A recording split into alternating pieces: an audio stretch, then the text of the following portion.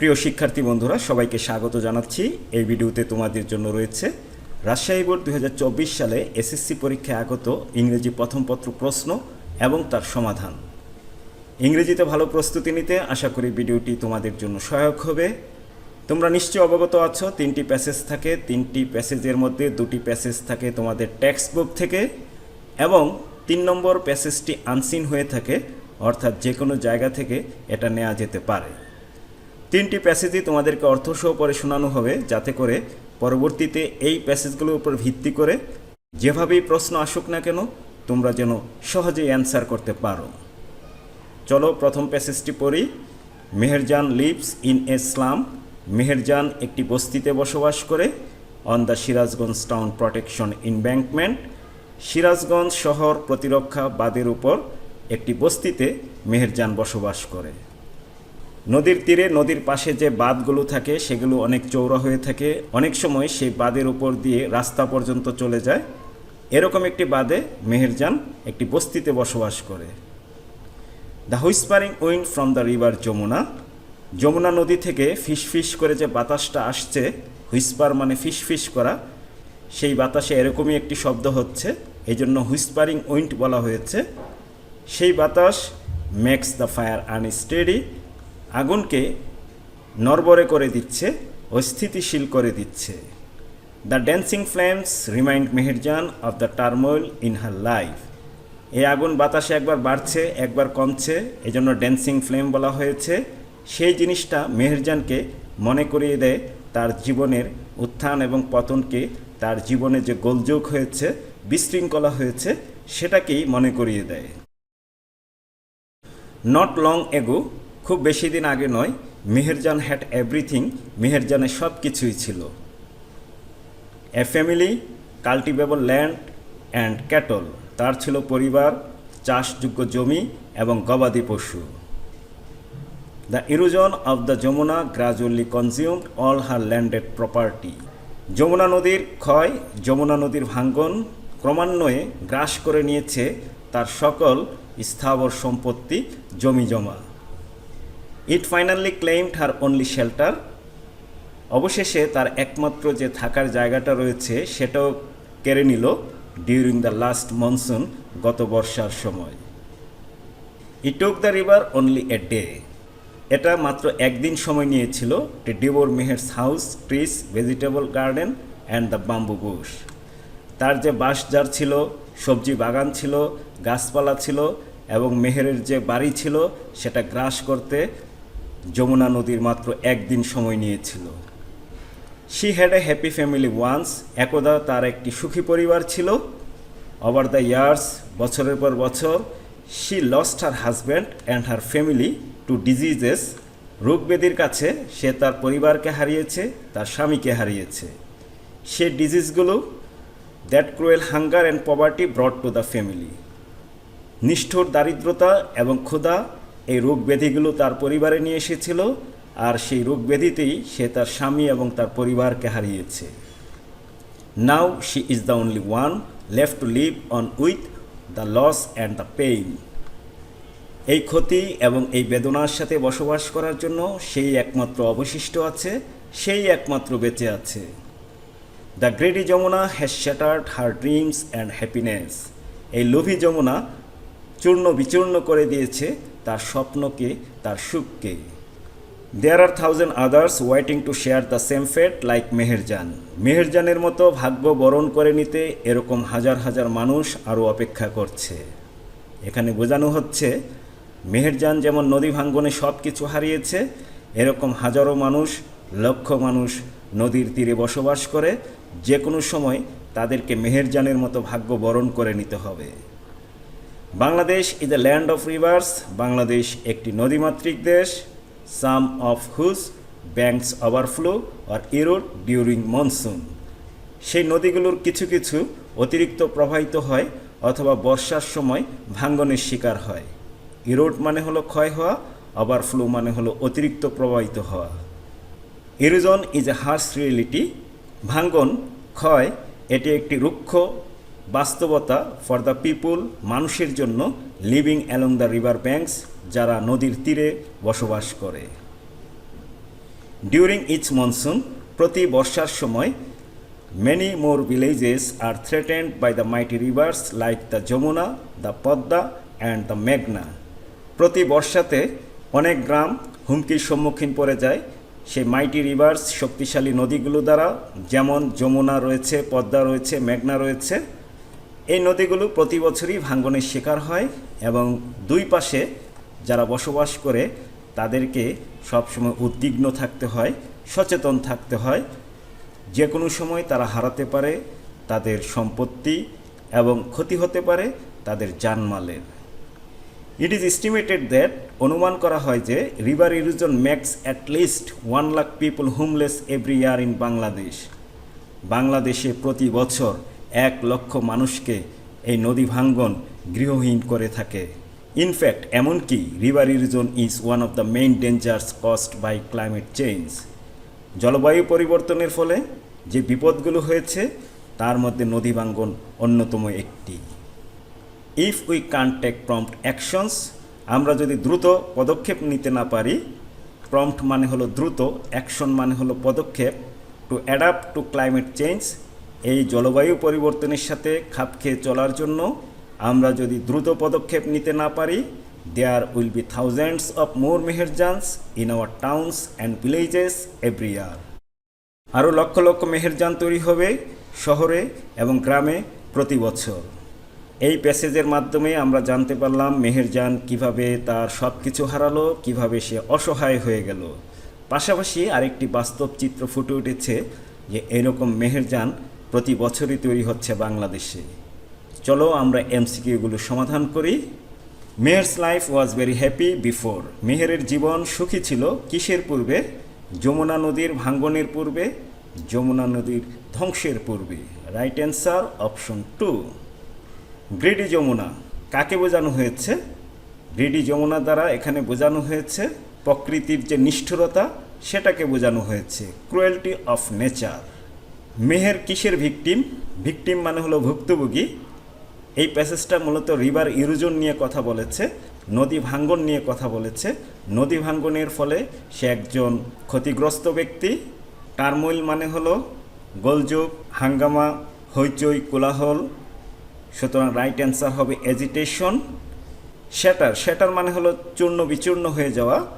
Option 2তে right answer রয়েছে to break something into pieces. Whispering wind কি বোঝানো হয়েছে? Wind that blows with a hissing sound. Whisper মানে হলো ফিসফিস করা, বাতাসটা আসছে এবং সেখানে মনে হচ্ছে কেউ একজন ফিসফিস করে বাতাসে কথা বলছে। What is the main purpose of the author of the passage? এই প্যাসেজের লেখকের মূল উদ্দেশ্য কি? অপশন 3তে রাইট অ্যান্সার রয়েছে to describe the effect of river erosion. নদী ভাঙ্গনের যে প্রভাব সেটাই এই প্যাসেজের মাধ্যমে ফুটিয়ে তোলা হয়েছে। এখন আমরা এই 5টি প্রশ্নের উত্তর নিয়ে আলোচনা করব। কিছু কিছু উত্তর সরাসরি পাওয়া যাবে, কিছু কিছু উত্তর নিজেকে একটু মডিফাই করে লিখতে হবে, নিজের ভাষায় লিখতে হবে। যেমন প্রথম প্রশ্ন, why does the author call the Jamuna greedy? কেন লেখক যমুনাকে লোভী বলেছেন? লেখক যমুনাকে লোভী বলেছেন কারণ যমুনা নদী মেহেরজানের সব কিছু ছিনিয়ে নিয়েছে, লোভী ব্যক্তির মতোই কাজটা করেছে এবং মেহেরজানকে এখন অসহায় করে দিয়েছে। মেহেরজান হ্যাড এভরিথিং, মেহেরজানের সব কিছুই ছিল, but the erosion of the river Jamuna, কিন্তু যমুনা নদীর ভাঙ্গন হ্যাড স্ন্যাচড অল এওয়ে, ছিনিয়ে নিয়েছে সব কিছু। লাইক এ গ্রিডি পারসন, একজন লোভী ব্যক্তির মতোই the Jamuna devours all her dreams and happiness, তার সকল স্বপ্ন, তার সকল সুখ কেড়ে নিয়েছে, গিলে ফেলেছে। So the writer calls the Jamuna greedy, এই জন্যই লেখক যমুনাকে লোভী বলেছে, গ্রিডি বলেছে। Where does Meherjan live? Meherjan কোথায় বসবাস করে? প্রথম সেন্টেন্সেই অ্যান্সারটা রয়েছে, Meherjan lives in a slum on the Sirajganj town protection embankment, এটাই হবে answer. What does dancing flame mean? Dancing flame বলতে এখানে কি বোঝানো হয়েছে? Dancing flame means instability of flame. Dancing flame বলতে বোঝানো হয়েছে আগুনের যে শিখা সেটা স্থিরভাবে নেই, একবার বাড়ছে একবার কমছে। It reminds Meherjan of the turmoil in her life. তার জীবনের যে গোলযোগ, তার জীবনের যে উত্থান পতন, সেটাই মেহেরজানকে মনে করিয়ে দিচ্ছে। How can we stop river erosion? কীভাবে আমরা নদী ভাঙ্গন স্টপ করতে পারি, বন্ধ করতে পারি?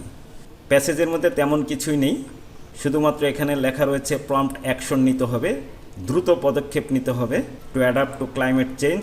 এছাড়া তেমন কিছুই নেই, সুতরাং অ্যান্সারটি নিজে থেকে লিখতে হবে। তবে এই ধরনের অ্যান্সার যারা ইংরেজিতে মোটামুটি ভালো তারা কিন্তু তৈরি করতে পারে। We can stop river erosion by taking proper actions to adapt to climate change. Besides, এছাড়া we have to plant trees alongside the river and make adequate dams. এবং আমাদেরকে পর্যাপ্ত পরিমাণে বাঁধ তৈরি করতে হবে, বাঁধ দিতে হবে, নদীর পাশে গাছ লাগাতে হবে। আর এই সেন্টেন্সটা আমরা নিয়েছি প্যাসেজ থেকে। When are many more villagers threatened by the roaring rivers? কখন অনেক বেশি গ্রামবাসী সেই গর্জন করা নদীর দ্বারা হুমকির সম্মুখে পড়ে যায়? আমরা প্যাসেজ থেকে উত্তরটা নেওয়ার চেষ্টা করি। During each monsoon, many more villages are threatened by the mighty rivers like the Jamuna, the Podda and the Meghna. একদম এই পর্যন্ত অ্যান্সারটা লিখে দিতে হবে, তবেই এই নম্বরের অ্যান্সারটা হয়ে যাবে। 5টি প্রশ্ন উত্তর এখানেই শেষ হলো। এখন আমরা দ্বিতীয় প্যাসেজটি পড়ব। দ্বিতীয় প্যাসেজটি খুবই সংক্ষিপ্ত। Scientist have identified hydrogen as another form of renewable energy source.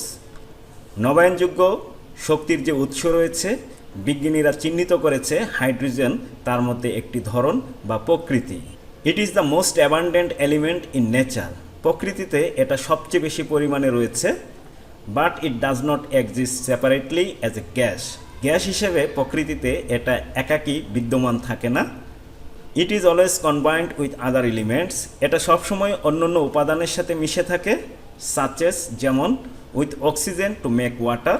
অক্সিজেনের সাথে হাইড্রোজেন মিলিত হয়ে ওয়াটার তৈরি করে থাকে। তোমরা নিশ্চয়ই জানো পানির সংকেত হলো H2O। হাইড্রোজেনের দুটি অণু এবং অক্সিজেনের একটি অণু মিলে পানির একটি অণু তৈরি হয়। Hydrogen separated from another element. হাইড্রোজেনকে অন্যান্য উপাদান থেকে আলাদা করে can be burned as a fuel to produce electricity. জ্বালানি হিসেবে এটা পোড়ানো যেতে পারে বিদ্যুৎ উৎপাদন করার জন্য। যেহেতু এটা একাকী থাকে না, কোনো না কোনো উপাদানের সাথে মিশে থাকে, কৌশলে সেটাকে আলাদা করে জ্বালানি হিসেবে পুড়িয়ে বিদ্যুৎ উৎপাদন করা যেতে পারে। চলো এখন আমরা শূন্যস্থান পূরণ করব। এই প্যাসেজের উপর ভিত্তি করে আমরা শূন্যস্থানটা পূরণ করব। সায়েন্টিস্ট হ্যাভ, এখানে আমরা একটা ভার্ব দিব। হ্যাভের পরে পাস্ট পার্টিসিপল বসে, ফাইন্ড, ফাউন্ড।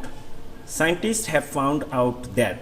বিজ্ঞানীরা পেয়েছেন যে হাইড্রোজেন ক্যান বি ইউজড। হাইড্রোজেনকে ব্যবহার করা যেতে পারে অ্যাজ রিনিউয়েবল এনার্জি সোর্স, নবায়নযোগ্য জ্বালানির উৎস হিসেবে। দ্য নেচার ইজ ফিল্ড, প্রকৃতি পূর্ণ উইথ হাইড্রোজেন, হাইড্রোজেন দ্বারা। But it does not exist separately as a gas. Gas হিসেবে কিন্তু এটা প্রকৃতিতে একা বিদ্যমান থাকে না। হাইড্রোজেন অ্যান্ড অক্সিজেন, ইতিমধ্যে আমরা জেনেছি হাইড্রোজেন এবং অক্সিজেন মিলে পানি তৈরি করে, তৈরি করা ইংরেজি হলো মেক, মেক ওয়াটার। এখন আমরা 3 নম্বর প্যাসেজটি পড়ব। আবুল কাশেম ফজলুল হক was born in 1873 at Satoria in Barishal. Abul Kashem Fazlul হক, যাকে সংক্ষেপে একে ফজলুল হক বলা হয়ে থাকে, বরিশালের সাটুরিয়াতে 1873 সালে জন্মগ্রহণ করেছেন। হি received his primary education in a village মক্তব। গ্রামের মক্তব থেকে তিনি তার প্রাথমিক শিক্ষা অর্জন করেছেন। দেন হি এন্টার্ড দ্য বরিশাল জেলা স্কুল। তারপর বরিশাল জেলা স্কুলে ভর্তি হলেন। হি পাস দি এন্ট্রান্স এক্সামিনেশন। তিনি এসএসসি পরীক্ষায় পাশ করলেন। ওই সময় এসএসসি পরীক্ষাকে এন্ট্রান্স এক্সামিনেশন বলা হতো। Standing first in the Dhaka division. Dhaka বিভাগে তিনি প্রথম হয়েছিলেন। আফটার দ্যাট, তারপর he went to Kolkata for higher education. তিনি কলকাতায় গেলেন উচ্চশিক্ষার জন্য। অ্যাট দ্য এজ অফ 21, 21 বছর বয়সে, he pass the BSc exam. তিনি ব্যাচেলর অফ সায়েন্স এক্সাম পাশ করলেন। অবটেনিং অনার্স, যেখানে তিনি অনার্স ডিগ্রি অর্জন করেছেন ইন কেমিস্ট্রি, রসায়ন, ফিজিক্স, পদার্থ অ্যান্ড ম্যাথ, গণিতের উপর। From the Presidency College Calcutta, কলকাতার প্রেসিডেন্সি কলেজ থেকে। He took his MSc degree in math in 1896। 1896 সালে ম্যাথ বিষয়ের উপর তিনি এমএসসি ডিগ্রি অর্জন করলেন, মাস্টার্স অফ সায়েন্স ডিগ্রি অর্জন করলেন। দ্য নেক্সট ইয়ার, পরের বছর, he was appointed as an examiner of MA in math in Calcutta University. পরের বছরই তাকে নিয়োগ দেওয়া হলো ম্যাথের এর একজন পরীক্ষক হিসেবে কলকাতা ইউনিভার্সিটিতে। Then he passed BL examination, তারপর তিনি বিএল পরীক্ষা পাশ করলেন।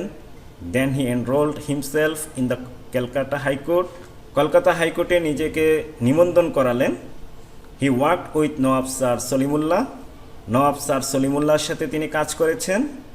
হি played an important role in founding the All Indian Muslim League in 1906। 1906 সালে মুসলিম লীগ গঠনে তিনি গুরুত্বপূর্ণ ভূমিকা পালন করেছেন।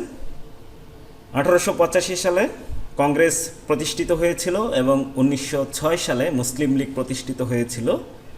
দেন he became a deputy magistrate, তারপর তিনি ডেপুটি ম্যাজিস্ট্রেট হলেন। বাট হি রিজাইন্ড, তিনি পদত্যাগ করলেন। অ্যান্ড অ্যাগেইন জয়েন্ট কলকাতা হাইকোর্ট, কলকাতা হাইকোর্টে আবার যোগ দিলেন। ইন 1913 সালে he became an elected member of BLC, তিনি বিএলসির একজন নির্বাচিত সদস্য হলেন। 3 years আফটার, তার 3 বছর পর, হি attended the special joint session of the Congress and the Muslim League in Lucknow. তার 3 বছর পর স্পেশাল জয়েন্ট সেশন, যৌথভাবে একটা সেশন হয়েছিল কংগ্রেস এবং মুসলিম লীগ মিলে লখনৌতে, সেখানে তিনি সেটাতে যোগ দিলেন। ইন 1918 সালে he became the general secretary of the Indian Congress and was the president of the All Indian Muslim League.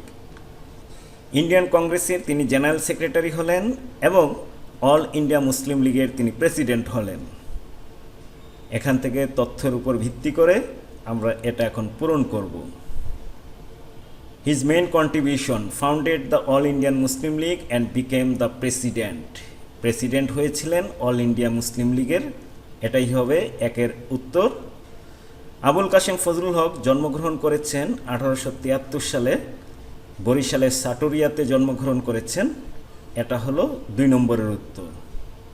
উপরের টাইটেল খেয়াল করতে হবে যে কী টাইটেল আছে, সেই অনুযায়ী তথ্য দিতে হবে। 1894 সালের ইভেন্ট বর্ণনা করতে হবে। এখানে 1894 সাল সরাসরি নেই, তবে আমরা বুঝতে পারছি 21 বছর বয়সে তিনি বিএসসি এক্সাম পাশ করেছেন। 1873-এর সাথে 21 যোগ করলেই 1894 সাল পাওয়া যায়। তাহলে আমরা লিখে দিব পাস দ্য বিএসসি এক্সাম। তিনি এমএসসি ডিগ্রি অর্জন করেছেন 1896 সালে, এটা আবার সরাসরি রয়েছে এমএসসি ডিগ্রি ম্যাথ ইন 1896। 1897 সালে কি ঘটনা ঘটেছিল তার জন্য আমাদেরকে আবার যেতে হবে টেক্সটে। 1896 দ্য নেক্সট ইয়ার, তার মানে হলো 1897 সালে, was appointed as an examiner of MA in math. 4 নম্বর প্রশ্ন উত্তর এখানেই শেষ হলো। 5 নম্বর প্রশ্ন, write a summary of the above passage in your own words. উপরের প্যাসেজের উপর সামারি লিখতে হবে। তোমাদের সুবিধার্থে সামারিটি এখানে দিয়ে দেওয়া হচ্ছে। প্রয়োজনে ভিডিওটি পজ দিয়ে তোমরা সামারিটি খাতায় লিখে নাও। এখন আমরা 6 নম্বর প্রশ্নে চলে আসলাম। এখান থেকে আমাদের 5টি সেন্টেন্স তৈরি করতে হবে। 3টি কলাম রয়েছে, প্রতি কলাম থেকে একটি করে অংশ নিয়ে 5টি সেন্টেন্স তৈরি করব। দ্য ফাংশন অফ এডুকেশন, শিক্ষার কাজ, ইজ টু টিচ ওয়ান, একজনকে শিক্ষা দেওয়া, টু থিঙ্ক ইন্টেন্সিভলি, গভীরভাবে চিন্তা করা। But education which connects with efficiency, কিন্তু শিক্ষা যেটা দক্ষতার সাথে সংযুক্ত, gifted with reasons and morals, যৌক্তিকতা এবং নৈতিকতা দ্বারা উপহার হয়ে থাকে সেটা। দ্য মোস্ট ডেঞ্জারাস ক্রিমিনাল, সবচাইতে বিপজ্জনক অপরাধী, may be the man who May prove the greatest menace two society. Menace মানে হলো আতঙ্ক, হুমকি। সে প্রমাণ করতে পারে সবচাইতে বড় হুমকি হিসেবে সমাজের জন্য। উই মাস্ট রিমেম্বার দ্যাট, আমাদেরকে অবশ্যই মনে রাখতে হবে, intelligence is not enough for a man, একজন মানুষের জন্য যথেষ্ট নয়। ইন্টেলিজেন্স প্লাস ক্যারেক্টার, বুদ্ধিমত্তা এবং চরিত্র should be the goal of true education, প্রকৃত শিক্ষার উদ্দেশ্য হওয়া উচিত, লক্ষ্যবস্তু হওয়া উচিত। 6 নম্বর প্রশ্ন এখানেই শেষ হলো। এখন আমরা সমাধান করব কোশ্চেন 7। 8টি সেন্টেন্স এখানে এলোমেলোভাবে দেওয়া আছে, সাজিয়ে একটি গল্প তৈরি করতে হবে। তবে তোমাদের সেন্টেন্সগুলো লেখার প্রয়োজন নেই, একটি বক্স করবে, উপরের সারিতে 1 2 3 4 5 6 7 8 লিখবে, নিচের সারিতে 1 এর বরাবর 1 নম্বর সেন্টেন্স যেটা সেটা লিখবে, 2 এর বরাবর 2 নম্বর সেন্টেন্স যেটা তার নাম্বারটি লিখবে, সেন্টেন্স লেখার প্রয়োজন নেই। এভাবে 8টি নাম্বারের নিচে 8টি সেন্টেন্সের নাম্বার বসিয়ে দিবে। এক রাজা ছিল, সে ছিল খুবই অলস, সে কোনো শারীরিক পরিশ্রম করত না, ফলশ্রুতিতে সে অনেক মোটা হয়ে গেল, সে কোনো নড়াচড়াও করতে পারতো না এবং কোনো কাজও করতে পারতো না। বাল্কি মানে স্থূল হয়ে যাওয়া, কুড নট মুভ, নড়াচড়া করতে পারতো না অথবা কোনো কাজও করতে পারতো না। He called in a doctor, ফলে তিনি একজন ডাক্তার ডেকে আনলেন। The doctor was very wise, ডাক্তার কিন্তু তাকে দেখেই বুঝে ফেললেন তার সমস্যা কী, ডাক্তার ছিল খুবই wise. He did not prescribe any medicine, doctor তাকে কোনো মেডিসিন পরামর্শ দিল না, তাকে কোনো ঔষধ দিল না।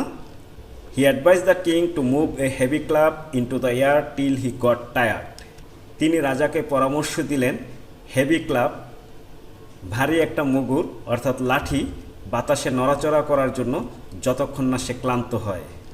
The king followed the advice of the physician and became slim and fully cute, রাজা সেই ডাক্তারের পরামর্শ অনুসরণ করল, স্লিম হয়ে গেল এবং পরিপূর্ণভাবে সুস্থ হয়ে গেল। আশা করি গল্পটা বুঝতে পেরেছ।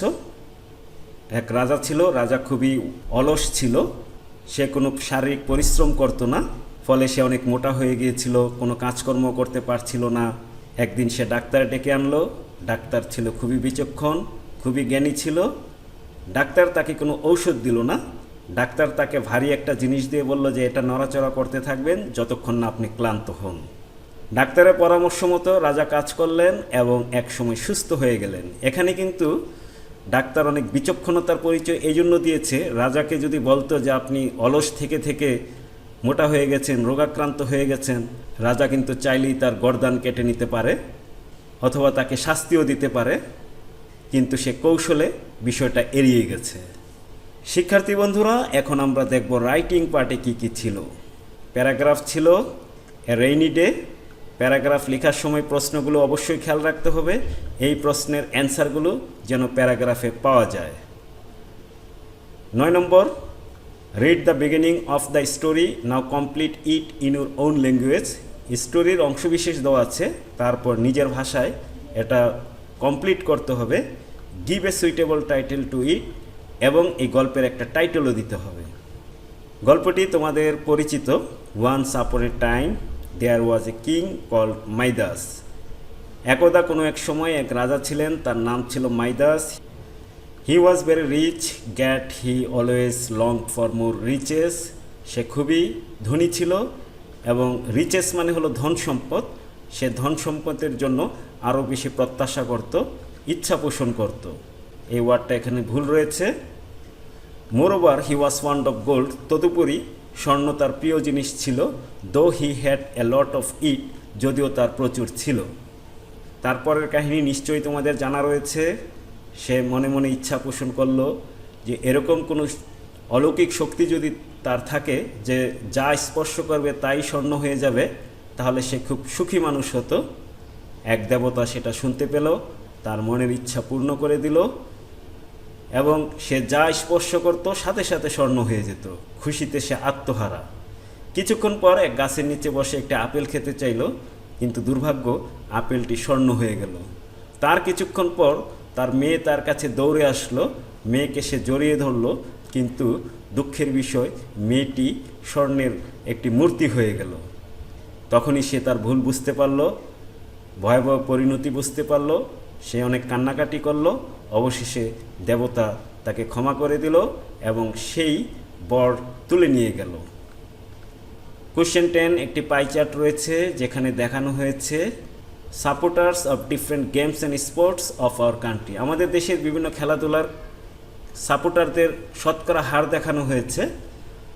নাও describe the chart in about 150 words. 150 ওয়ার্ডে চার্টের বর্ণনা করতে হবে।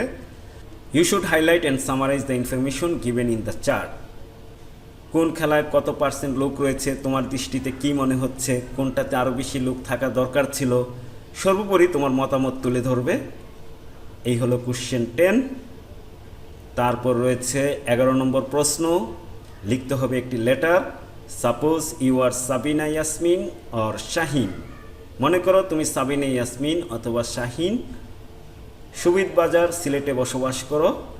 তোমার এক বন্ধু রয়েছে সুনামগঞ্জে বসবাস করে, তার নাম হলো মালিহা আফরিন অথবা Milon. Now write a letter to your friend describing how you have celebrated the 21 February in your school. তোমার স্কুলে 21শে ফেব্রুয়ারি কিভাবে তুমি পালন করেছো তার বর্ণনা করে তোমার বন্ধু মালিহা আফরিন অথবা মিলনের কাছে চিঠি লিখতে হবে। মার্কস 10।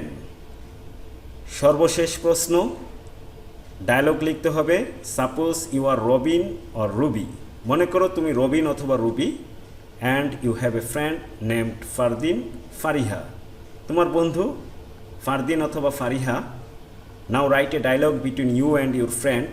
এখন একটি ডায়লগ লেখো তুমি এবং তোমার বন্ধুর মধ্যে about dengue fever and its remedies. Dengue fever এবং তার প্রতিরোধ চিকিৎসা নিয়ে একটি ডায়লগ লিখতে হবে। মনে রাখতে হবে এখানে যে নামগুলো ব্যবহার করা হয়েছে এই নামের বাইরে অন্য কোনো নাম ব্যবহার করা যাবে না। আবার এখানে যে লেটারে ঠিকানা ব্যবহার করা হয়েছে সেই ঠিকানাগুলো কিন্তু এনভেলপের মধ্যে কৌশলে ব্যবহার করতে হবে। প্রিয় শিক্ষার্থী বন্ধুরা, এই ছিল রাজশাহী বোর্ড 2024 সালে এসএসসি পরীক্ষায় আগত ইংরেজি প্রথম পত্র প্রশ্ন। আশা করি প্রশ্নটি তোমরা বুঝতে পেরেছো। এই চ্যানেলে রয়েছে বিভিন্ন সালে এসএসসি পরীক্ষায় আগত ইংরেজি প্রথম পত্র এবং দ্বিতীয় পত্র প্রশ্নের সমাধান। আশা করি সবগুলো ভিডিও যদি তোমরা দেখতে পারো ইংরেজিতে তোমাদের দক্ষতা বৃদ্ধি পাবে। পরবর্তী ভিডিও দেখার আমন্ত্রণ জানিয়ে আজকের মতো এখানেই শেষ করছি। সবাই ভালো থাকবে, সুস্থ থাকবে। আল্লাহ হাফেজ।